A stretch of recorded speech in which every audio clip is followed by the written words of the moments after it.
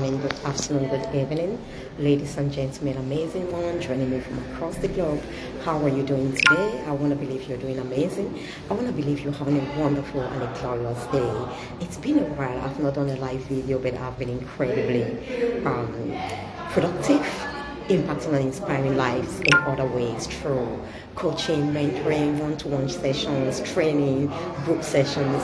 But I thought, you know what, today I'm going to come live and give you a brief message of encouragement, inspiration, to encourage you to become the best version of yourself, to keep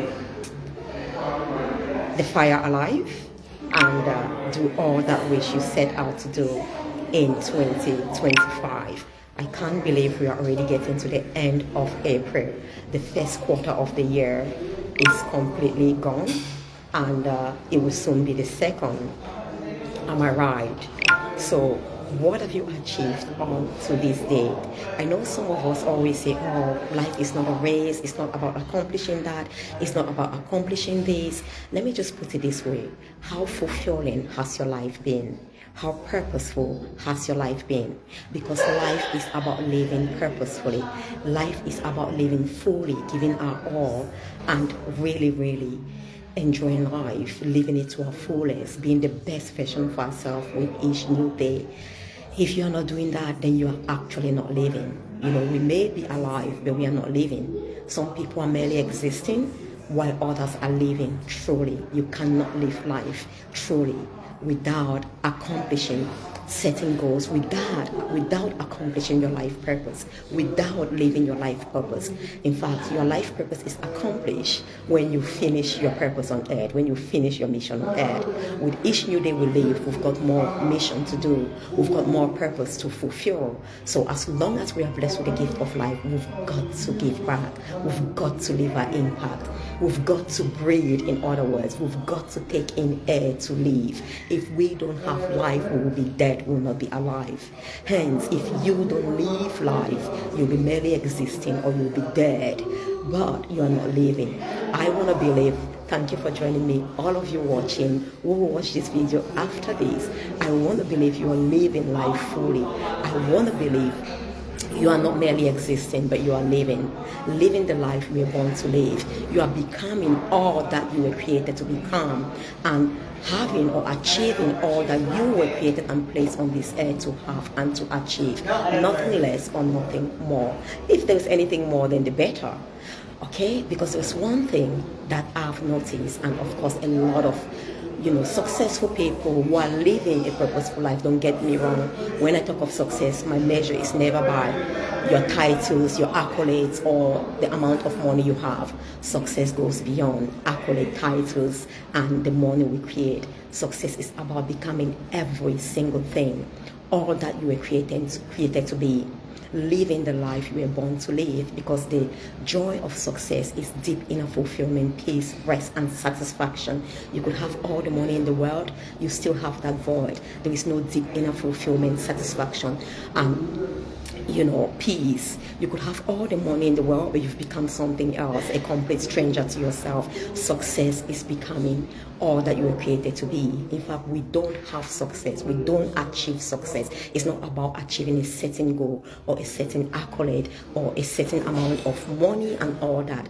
You become successful by becoming all that you were created to become, by serving in your full potential, by serving with your gifts, everything within you, leaving no stone unturned.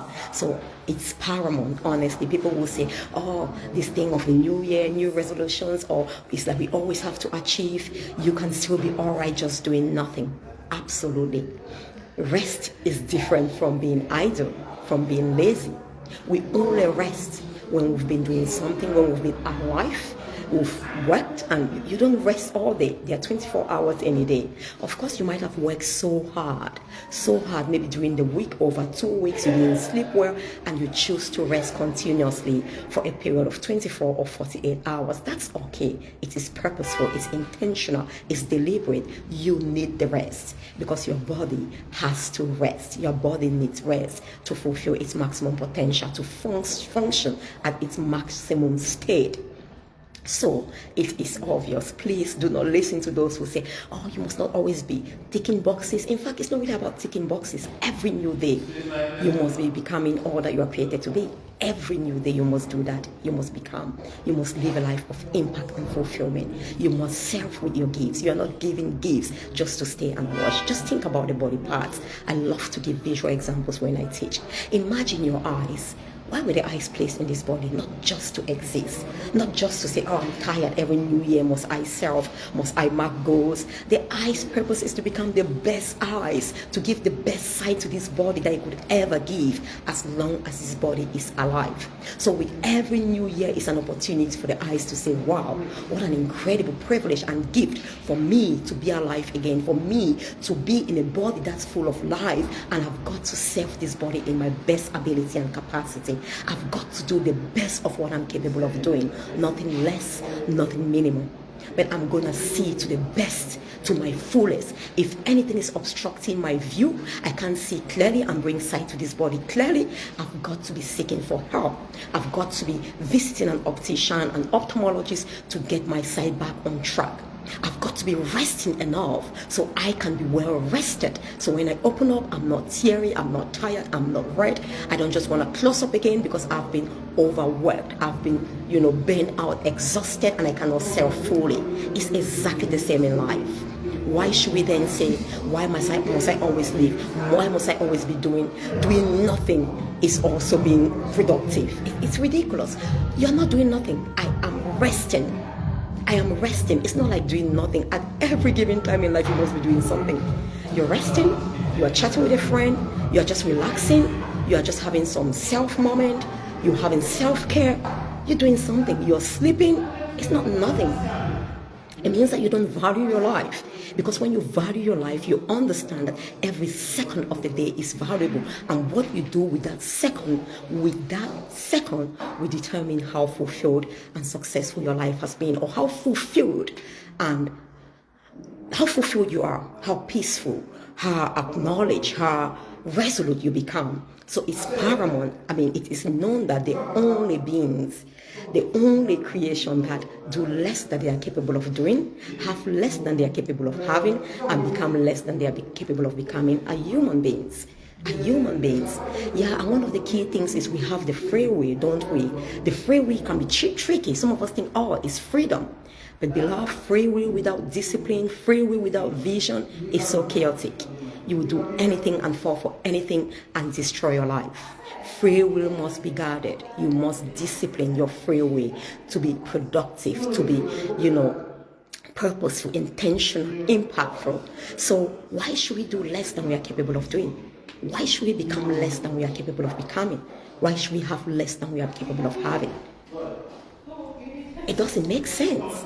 No tree starts growing once they are planted and say, oh, I give up, I'm tired. I've been under this soil for so long since I was planted. I'm looking for who to blame, who put me under this soil. I used to be in the light among a posh home, and now I've been isolated. I'm buried under the ground. I gave up, I quit. You can't understand why I'm so depressed. It's so dark in here, I'm so isolated. I'm not going to grow anymore. No seed ever does that. They grow to their full potential and produce fruits. No seed grows even when they sprout out of the soil. After a while, when they are being nurtured and nourished, halfway they say, I'm tired. The weather is too windy. It rains so often. This rain is so boring and so depressing. I'm just going to stop here. I'm not going to grow anymore. And when people want to talk to it, it says, you can't even understand where I'm going through. You're not wearing my shoes. You don't know where I'm coming from. You don't know what I've experienced. I quit. I give up. I'm not going to grow again. No tree does that. They grow until they produce the fruits. No tree says, I'm going to produce one fruit instead of 20 fruits because this neighborhood, the people are so terrible. They don't deserve my fruits. I'm going to produce less than I'm capable of producing. I'm going to have less fruits than I'm capable of having. No, absolutely. The tree grows and produces all the fruits. Its maximum potential. All the fruits that it was destined to produce. And when it's so full, it even falls off. Whether you harvest, you eat of it, it doesn't matter. It's fulfilled its potential. is fulfilled its growth purpose and becoming all that it was created to become.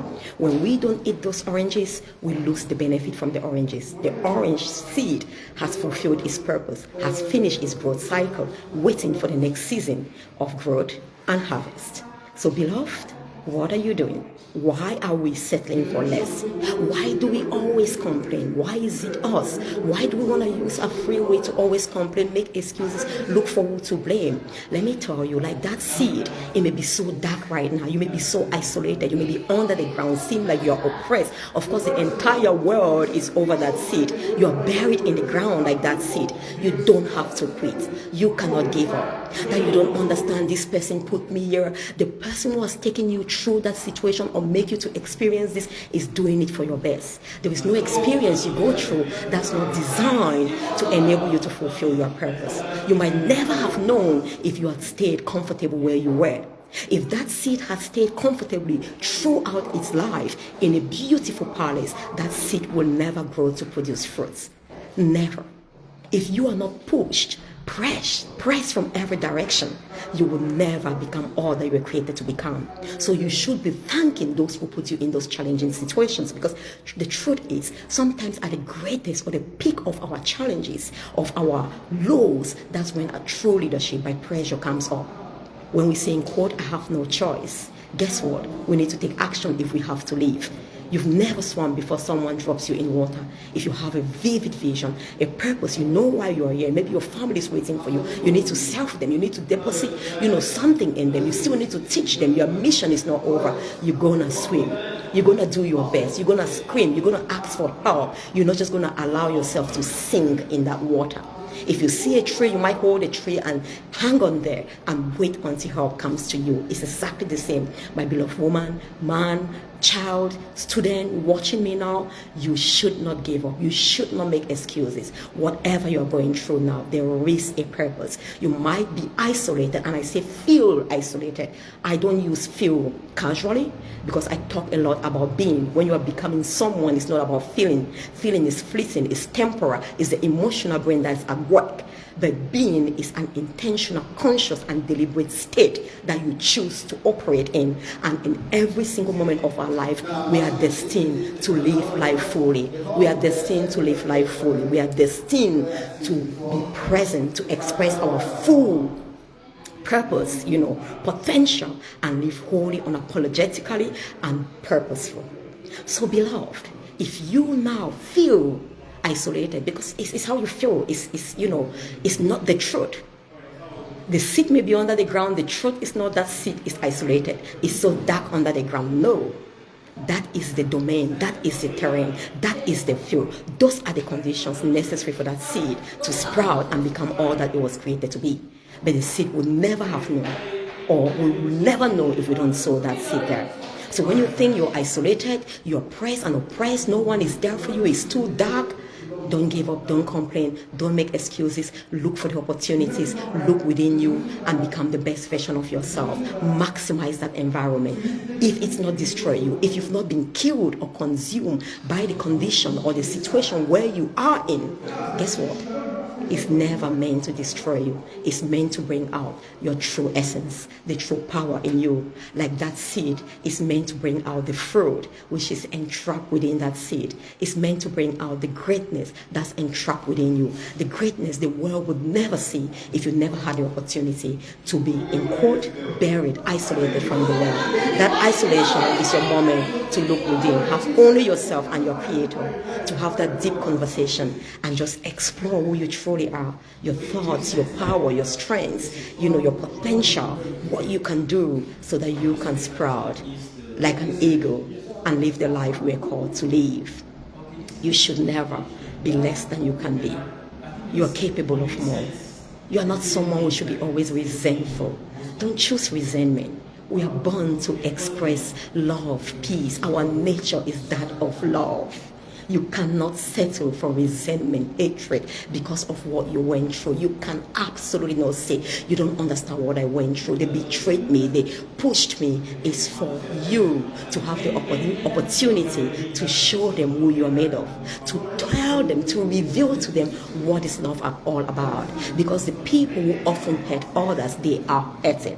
People who hurt, we hurt.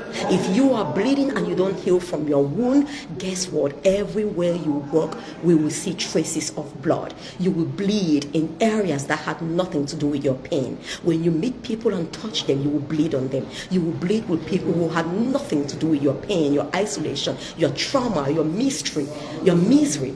But because you are bleeding, because you carry blood, and wherever you go, that's what will be spilled.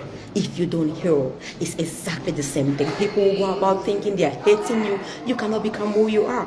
You cannot tell me because of what you went through. Love is powerful. Love overtakes hatred. Hatred is the absence of love. It's like telling me, I don't understand how much you've been placed in a dark room, so you shut up or you shut down and refuse to shine your light. You tell me, I've had so much, disappointments, betrayers. You don't understand it. I've been in the dark for so long. What's the point being in the light? Nobody even notices me. You cannot be who you are not. If you are the light, the one thing the light does so majestically is taking over where there is darkness. You've got to shine. Darkness can never comprehend you.